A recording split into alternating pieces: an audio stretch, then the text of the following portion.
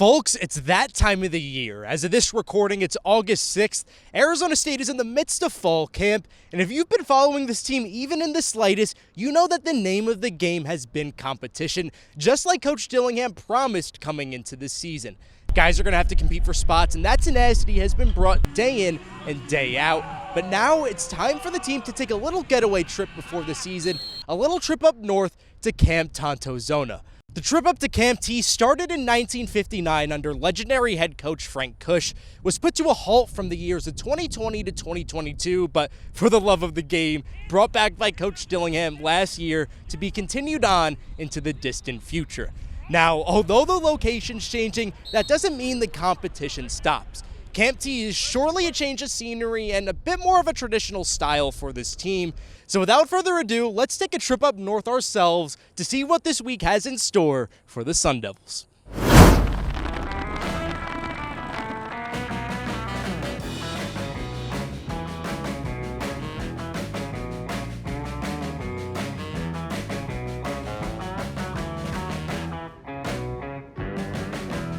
Yeah, it's pretty unreal. I mean, you can see all this like forest back here. It's a pretty crazy backdrop for this field. It's nature at its finest. Back home, it's kind of like this, with, like I said, with all the water and the trees and stuff. I come out here at night, stretch on the field, looking at the stars. The weather's my favorite part. It's away from, civilization. Bro, bring your bug spray and bring your own your toilet paper, man, because it comes out quick. So just enjoy it. I'm telling you, man, it's 100 people in like 3 bathrooms out here, I swear. What more could you ask for, you know what I'm saying? I mean, we ain't got no service and nothing, but it's like we're going on an abandoned island for a month or something. Camp T, where tradition meets isolation. 97.3 miles out from Mountain America Stadium, deep into Arizona's wilderness, no distractions, little to no service. It's all about football, relationships, and nature.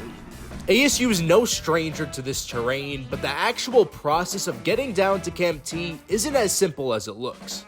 How exactly do you transport 120 players plus staff, along with equipment, food, and other miscellaneous supplies for a trip like this? Well, it's a long process and certainly not a simple one. It takes a lot of people, and we start working on this project about January, prior to here, with the coordination, the dates, rental of equipment, and it's a real group effort to put this on. We hire people from Pro-Am Security and Event Management that put a lot of this together. Our portable restrooms, RVs, generators, water. We usually make about 3 trips up here with a group, kind of a planning, advanced operations group. Piece by piece, we're upgrading the facility, and it's been for the better for athletes.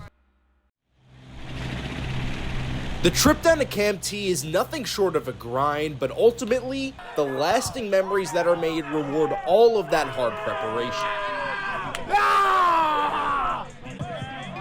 They played dodgeball, made some s'mores, took a hike up Mount Kush, played a little bit of cards. They're playing war. Like the game is on the line. These are just some of the little things that create long-lasting memories and add to this tradition. Oh, and by the way, they were also greeted by a few unexpected guests.